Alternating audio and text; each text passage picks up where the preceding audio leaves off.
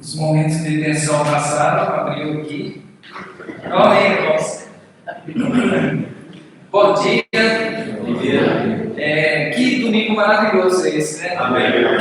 Só um aumento, nenhuma carreata, passeio de charrete. Mas graças a Deus por tudo, né? Hoje é o dia dos pais e é o dia do Senhor Jesus também, Senhor Deus Todo-Poderoso, e glórias ao Senhor pelo dia dos pais, porque Ele é o nosso Pai também. Espero que todos estejam na gloriosa paz do Senhor Jesus. Toda vez que eu sou escalado para trazer a mensagem, na semana que antecede o domingo da mensagem, sempre ocorre um tumulto assim, do trabalho, dá uma correria assim, e acaba ficando super apertado assim, a preparação. Aí dessa vez eu estou substituindo o André, né? Aí eu pensei, provavelmente os tumultos que acontecem são devidos às datas, porque geralmente a gente é escalado mais ou menos na mesma época do mês, assim, sabe? Daí eu pensei, eu vou enganar o sistema e que sempre, né, me prepara um tumulto na semana da mensagem e vai ser mais sossegado para preparar. Irmãs, vocês não acreditam. Só de idas para Campinas essa semana foram 3. É mole? Então, quer dizer, não foi uma semana sossegada para a preparação da palavra. Mas algo interessante aconteceu. Desde que o André falou comigo, eu dei uma analisada, pensei como acontece sempre, né? Busquei de Deus e pensei em falar sobre a esperança. Só que ao mesmo tempo, às vezes a gente chega a pensar assim, como mensagem que seria um clichê, né? Pode ser muito fácil falar sobre esperança, né? Ou até mesmo uma redundância, porque a Bíblia, na totalidade assim, dela, ela fala sobre esperança, não é mesmo, irmãos? Mas a Adri, minha belíssima esposa que está sentada ali, sem eu nem falar e nem sem eu menos ter contado para ela assim, o tema da mensagem, ela veio falar comigo sobre a esperança em Deus. Olha só que louco, né? E daí, para finalizar, eu estava com o Luca no carro e a marginal lá de Itu, ela estava completamente congestionada. E daí eu resolvi pegar um atalho e a gente saiu num lugar e nisso veio um senhor, bateu na janela, no vidro do carro, eu achei até que ele ia pedir alguma coisa, daí ele me deu um papel.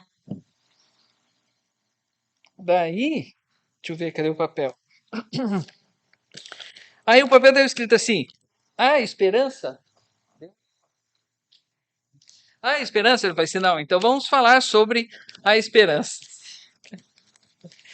Então vamos falar sobre a esperança sobre o ponto de vista da palavra de Deus? Então, primeiramente, eu gostaria de ler o Salmo 121. Quem quiser pode abrir, quem não quiser não precisa, porque tem muitas versões da Bíblia, às vezes até confunde um pouco, né? Mas é um salmo coringa, né? Assim, para quem é cristão, essas coisas assim, é um salmo bênção do Senhor, né? Eleva os meus olhos aos montes. De onde me vem o socorro? O meu socorro vem do Senhor que fez os céus e a terra. Não deixará vacilar o teu pé, aquele que te guarda não dormirá. Eis que não dormirá, nem dormitará aquele que guarda a Israel. O Senhor é quem te guarda. O Senhor é a tua sombra, a tua mão direita. De dia o sol não te ferirá, nem a lua de noite. O Senhor te guardará de todo mal. Ele guardará a tua vida. O Senhor guardará a tua saída e a tua entrada desde agora e para sempre. Senhor Jesus, eu quero me colocar na tua presença agora, Senhor, me colocar como um instrumento nas tuas mãos. E quero pedir, Senhor, ó Pai, que tu abençoes a tua igreja, ó Pai, nessa manhã, nesse domingo, e que eles possam sair daqui enriquecidos, ó Pai, com a tua palavra, com o coração cheio, Senhor, ó Pai, de esperança, da busca por ti, Senhor. Te louvamos por tudo, em nome de Jesus. Amém. Aqui nas últimas 3 vezes que estive aqui, falei sobre as nossas batalhas da vida e as comparei com algumas passagens bíblicas. Concluímos que é necessária uma ação da nossa parte para seguirmos vitoriosos nessa vida. evidentemente, sempre debaixo da graça de Deus. Entendemos também que existem algumas pessoas que, dominadas por um espírito do mal, tentam influenciar negativamente as nossas vidas por meio da própria palavra de Deus. Eles pegam um trecho aqui, um trecho ali e acabam influenciando a gente mal. Foi da última vez que eu estive aqui. E a nossa ação, nesse caso, é termos o conhecimento da palavra de Deus. Como a igreja de Bereia era conhecedora e procurava estudar a palavra de Deus diante de do que era apresentado para eles. Porém, e se apesar de termos seguido tudo o que foi dito, que eu venho falando desde dezembro, que a gente, para fixarmos uma meta para dezembro de 2022, nos deparamos com situações que nos tiram, que não permitem com que sigamos essa metodologia e pecamos o caminho, e a gente olha assim, já estamos em agosto, e a gente pode até pensar, estamos já em setembro, e tudo que o Osni falou, tudo que foi pregado, eu não consegui fazer nada, entendeu? O que acontece se a gente se deparar com uma situação como essa, que é super comum de acontecer, não é mesmo? Então, o que nos resta? Nos resta a esperança. Amém? Então, daí, parece que é um assunto fácil, mas partindo do princípio que a Bíblia, ela é quase que totalmente o assunto é esperança, e daria assunto para até o final do ano, assim, se a gente for ficar escrutinando aqui o significado de esperança, fazendo analogias acerca da esperança, etc., eu me ative aqui em alguns itens. Né? Para começar, eu pesquisei nesses sites de busca o significado de esperança. E os dois resultados foram o seguinte: o primeiro resultado, o número 1, é o sentimento de quem vê como possível a realização daquilo que se deseja, confiança em coisa boa, né? Ou de uma vida melhor. E daí tem esse bem taxadão assim, religião. E é a segunda das três virtudes teologais ao lado da fé e da caridade. E se você pesquisar em qualquer um desses mecanismos de busca a frase esperança segundo, né, 3 pontinhos, esperança segundo, aí você você vai se deparar com um gigantesco número de sugestões. Então, você, esperança segundo o Espiritismo, segundo Paulo Freire, segundo a filosofia, segundo Nietzsche, Cortella, psicologia, Emmanuel e budismo. Então, o fato de haver um gigantesco número, isso nos mostra que é um assunto muito debatido em todos os lugares que você vai. Se for num sindicato, tem gente falando de esperança lá. O fato de haver esse grande número de sugestões significa que o tema é bastante discutido dentro dos mais variados pontos de vista. Então, nós, como cristãos, as pessoas podem até falar de esperança conosco, que somos cristãos, por aí, na versão deles sobre a esperança, entendeu? Mas para nós, o que mais nos interessa é a esperança segundo a palavra de Deus. E na minha opinião, se sobrepõe a todas as outras esperanças daquela listinha que saiu lá do Google, né? Por que eu digo isso? Eu penso que todo mundo tem dentro de si algum tipo de esperança, porém fica complicado esperar em algo como combinação dos astros. Quando a Lua estiver numa tal posição, talvez possa acontecer tal coisa comigo. Num time de futebol, né? Eu conheço uma pessoa que ele é muito, assim, ele tem a vida dele, assim, o meu time, nossa, ele me dá alegria e etc. Não dá também para ter esperança. Nas ondas do mar, algumas pessoas pulam ondas do mar ou entendem que quando o mar está se levantando ali, é um momento que vai acontecer algo bom para a vida. Ou se não, numa determinada cor de roupa. Se eu colocar essa roupa, eu vou atrair bons fluidos e a vida vai melhorar para o meu lado. Entendeu? Então, vamos ver o que a Bíblia fala sobre esperança? Como eu já disse, a esperança é uma das três virtudes teologais, como está escrito em 1 Coríntios 13:13. Não precisa abrir, eu vou ler o trechinho. Agora, pois, permanecem a fé, a esperança, o amor. Esses três, mas o maior desses é o amor. Então, 1 Coríntios 13:13. Eu até esses dias, eu achava que a fé e a esperança fossem a mesma coisa. Mas, na passagem de Coríntios 13:13, o autor separa a fé da esperança. Baseando-se na definição de esperança, assim, que foi nos dado através do Google, sentimento de quem vê como possível a realização daquilo que deseja, confiança em coisa boa ou de uma vida melhor, então podemos entender que Noé construiu uma arca baseado na esperança de um mundo melhor. Então Deus foi e falou com Noé, falou, Noé, eu vou destruir o mundo e você constrói a arca, a partir daí o mundo vai ser melhor. Então Moisés, ele tinha essa esperança, e essa esperança moveu Moisés a construir a arca. Abraão saiu da parentela dele esperando um povo separado de Deus. Então, como esperança, como Deus falou com Abraão e ele, com essa esperança de ter um povo separado para Deus, ele saiu da parentela dele. E os apóstolos saíram para pregar o evangelho porque eles tinham esperança da volta de Cristo. E nós estamos aqui hoje com a esperança de que podemos ser cristãos melhores para guardarmos a vinda de Cristo, seja de que maneira for, não é mesmo? Portanto, a esperança é a matéria-prima da fé. O contrário de esperança é a falta de esperança, obviamente. Imagine a situação das pessoas que vivem sem esperança, partindo do princípio que ela é aquilo que se deseja, é uma confiança em algo bom, uma pessoa que não tem esperança em nada. Nós, como cristãos, temos a esperança na vida de Cristo. Entendemos que a vida não se resume somente aos anos vividos nesse mundo. Depois dessa vida, teremos uma vida plena no céu com Cristo. Como é bom pensar assim, afinal, o tempo passa muito rápido, não é mesmo? Então, nós temos, eu mesmo, por exemplo, tenho na minha memória muito perene, quando eu brincava de carrinho no quintal, enquanto a minha mãe lavava roupa, assim, sabe? E vocês pasmem, eu lembro muito e tocava no rádio, ela lavava roupa ouvindo o programa Silvio Santos no rádio. Então faz muito tempo que ele não tem mais esse programa. E hoje estamos aqui. Nós estamos aqui com as nossas idades, muitos aqui lembram do nível médio, muitos aqui lembram da quarta série, entendeu? O careca, provavelmente, ele se lembre de quando ele começou a andar de bicicleta, entendeu? E faz tempo, não é mesmo? E seria horrível achar que tudo acabaria aqui e nós seríamos somente uma parte da história de alguém e com o passar dos anos cairíamos no esquecimento. Como o irmão veio trazer os louvores aqui, ele resolveu trazer louvores antigos para eles não caírem no esquecimento.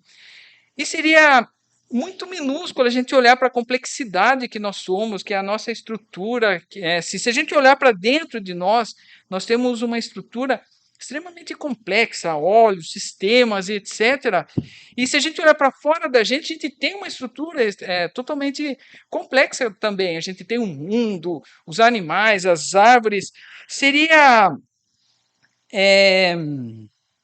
um desperdício simplesmente a gente chegar num determinado momento e fim, acabou, não tem mais isso. Então, as pessoas que não têm esperança, a esperança que nós temos, elas não possuem a matéria-prima da fé. Portanto, elas acreditam em tudo que aparecer na frente deles ali como um instrumento para eles segurarem um pouquinho mais essa vida. Então, na própria palavra diz que surgirão pessoas que falarão, Deus está ali, Jesus está lá, e as pessoas vão correndo conforme o vento. São pessoas que elas não têm uma esperança, elas estão vivendo o famoso agora. E existe um termo que as pessoas têm falado ultimamente, que é o tal do agorafobia, né? Que as pessoas elas têm medo que aconteça alguma coisa para elas, seja um acidente, seja um avião cair na cabeça dele, seja um susto que ele vai levar e a pessoa ela tem medo de morrer. Então, geralmente, as pessoas que tá com problema de esperança, tá com uma esperança mal posicionada lá dentro dele, a pessoa ela começa a ter problemas de agorafobia. Por isso, eu nunca gostei da ideia do fechamento das igrejas durante situações complexas, como essa que nós vivemos há 2 anos.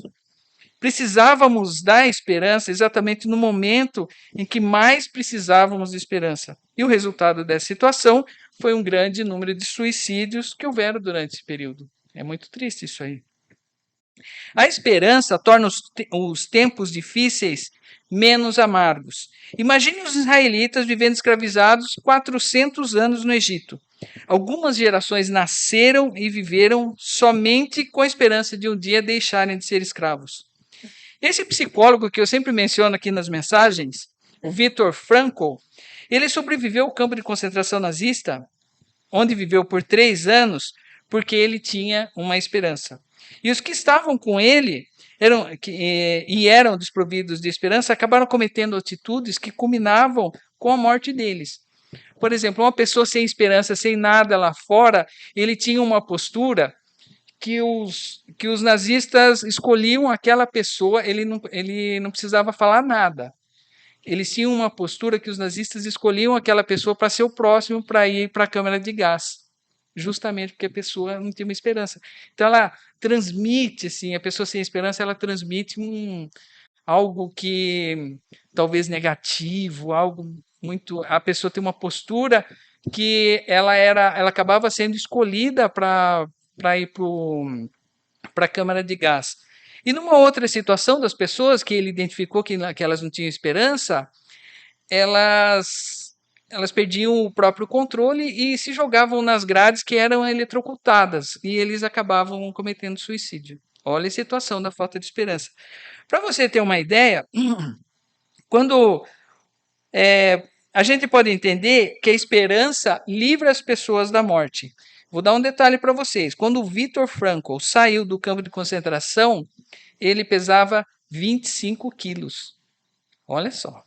Então, e ele ainda conseguiu sair vivo. A esperança na coisa certa é diferente de ilusão. Nós temos a esperança de um dia estarmos com Jesus na glória. Essa esperança é baseada na palavra de Deus, que foi inspirada pelo Espírito Santo aos mais variados tipos diferentes de pessoas. A palavra de Deus ela foi revelada para reis, para servos, pescadores, doutores, porém toda ela é coesa e a palavra se completa. Isso é um dos motivos de entendermos que a palavra de Deus é verdadeira, portanto nós não vivemos de ilusão. Davi é um dos exemplos mais esperançosos, um dos exemplos de pessoas mais esperançosas da Bíblia.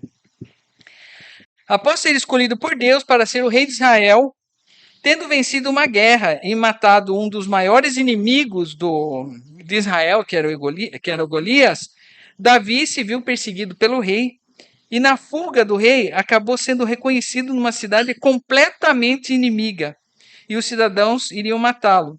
Foi então que ele se fingiu de louco e acabaram tendo misericórdia dele. Foi nessa situação que Davi escreveu um dos mais famosos salmos da Bíblia, que é o Salmo 34. Então, a gente pode olhar para a situação de Davi e notar que o sofrimento de Davi ele levou à esperança, que levou à experiência, levou à experiência daquela situação, que levou à esperança, que aumentou a fé de Davi, que escreveu esse maravilhoso salmo que nos inspira até hoje. Vou ler só um trechinho dele para vocês terem uma ideia. Para uma pessoa que foi perseguida e teve que se disfarçar de louco para não ser morto. Bendirei o Senhor em todo o tempo. O seu louvor está continuamente na minha boca. No Senhor se gloria a minha alma. Ouçam-no os mansos e se alegrem.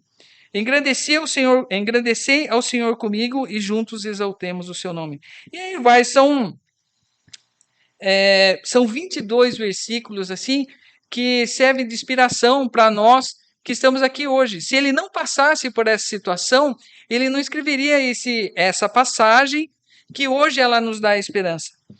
Então, o sofrimento, mais uma vez, levou Davi à perseverança, que levou à experiência, que levou à esperança e aumentou a fé de Davi, que escreveu esse maravilhoso salmo. E agora eu volto lá para o começo, para aquela nossa listinha. Desde dezembro temos estudado a palavra de Deus com um objetivo. Nós temos um objetivo que nós desenvolvemos. Vou falar aqui uma metodologia para chegarmos em dezembro de 2022 melhores do que estávamos em dezembro de 2021. Porém, e se apesar de termos seguido tudo isso, que foi dito, nós depararmos com situações que vão além dessa metodologia, então o que nos resta? A esperança. Vamos ler como a esperança se forma lá em Romanos. Romanos 5, de 1 a 6.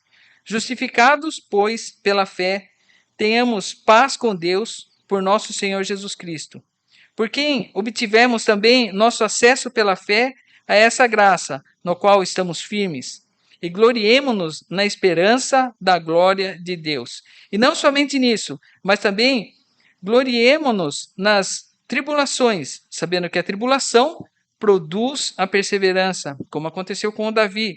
E a perseverança, a experiência. E a experiência, a esperança. E a esperança não desaponta. Portanto, o amor de Deus está derramado em nossos corações pelo Espírito Santo que nos é dado.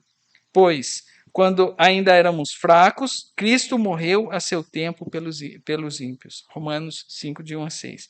Então, o que nós aprendemos aqui no dia de hoje? Que a esperança é a matéria-prima da fé, que a falta de esperança, ela leva as pessoas à morte. E que a esperança baseada na Bíblia, ela é diferente da ilusão. E a tribulação produz a perseverança, que produz a experiência, que produz a esperança, que produz a fé. E sem fé é impossível agradar a Deus, não é mesmo, irmãos? E para encerrar, seria o egoísmo nosso ter essa esperança em Cristo restrita somente no nosso círculo. Nós temos aqui, a gente poderia ficar com essa esperança só para a gente aqui, beleza, eu sou amigo do João, do Renato, tenho minha esposa e a gente está aqui com a nossa esperança.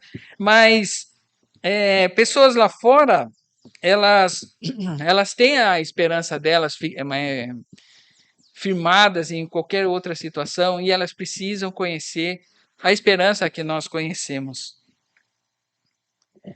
Então, eu vou dar uma lida no bilhete, só para vocês terem uma ideia, eu vou dar uma lida no bilhete, no papelzinho do cara que a pessoa me deu aqui, sobre a esperança. Ó, tem que dar um foco aqui. Então, lá. Aqui, ó, a esperança. Em que você coloca a sua esperança? Em que você confia? Vivemos em um mundo mau e cheio de incertezas, o que nos causa angústia e desesperança. Quando não temos esperança, ficamos desanimados e até adoecemos. Porém, há uma fonte de esperança que é única, duradoura e segura. Todos os homens do mundo que colocaram a sua esperança nela não se desapontaram e receberam direção e consolo para a sua vida. Davi diz no Salmo 42:11: Por que você está assim, tão triste, ó minha alma? Por que está assim, tão perturbado dentro de mim? Ponha sua esperança em Deus, pois ainda o louvarei. Ele é o meu Salvador e meu Deus. Jesus Cristo é a única esperança para o ser humano. Ele é o único capaz de salvar você e lhe dar esperança de um futuro. Coloque a sua esperança em Deus e não em pessoas ou coisas. Reconheça Jesus como o único que pode salvar e mudar a sua vida. Volte a Deus, pois Ele tem bons planos para você. E agora, João 3,16. Porque Deus amou o mundo de tal maneira que Ele deu seu Filho unigênito para todo aquele que nele crê, não pereça, mas tenha a vida eterna. Amém, irmãos? Eu vou fazer uma oração aqui. Senhor Jesus, nós te louvamos, ó Pai, porque Tu és a nossa esperança, Senhor.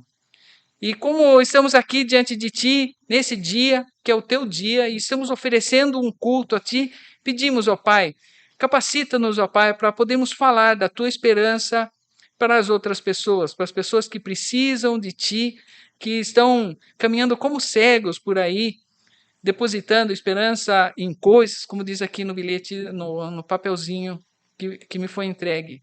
Queremos pedir, ó Pai, que Tu nos fortaleça e nos capacite, ó Pai, para essa missão. E se por acaso, ó Pai, estamos numa situação, alguém aqui ou nós, possamos estar numa situação de falta de esperança, ó Pai, mostra para eles, ó Pai, que a tribulação, a experiência, elas geram a esperança, que ela gera a fé. E a partir da fé nós podemos agradar a Deus com a nossa pessoa. Nós te louvamos por tudo, te bendizemos, em nome de Jesus. Amém.